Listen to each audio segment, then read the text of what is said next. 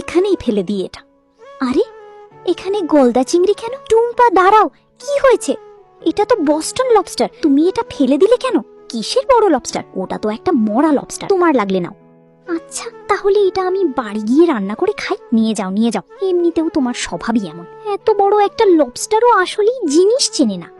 রাজু দেখো, আজ আমরা বড় লবস্টার খাবো। এত বড় লবস্টার কেনার টাকা কোথায় পেলে?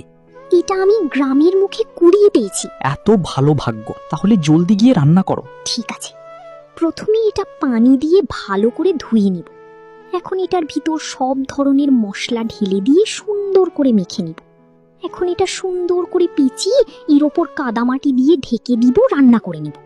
তার আগে এটি হচ্ছে শয়তানের ছবি, আর এটি হচ্ছে আল্লাহর সুন্দর নাম। যে আল্লাহর সুন্দর নামকে লাইক সাবস্ক্রাইব করতে ভয় পায়, সে গান বাজনার ভিডিওতে ঠিকই লাইক সাবস্ক্রাইব করে। আসলে সেটাই হচ্ছে শয়তানের বন্ধু। হয়েছে, এখন মাটি সরিয়ে এটা খুলে নিয়ে যাই।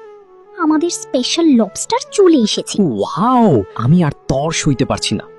লুলু ভাই, এই নেও। ইয়াম, স্বাদ হয়েছে।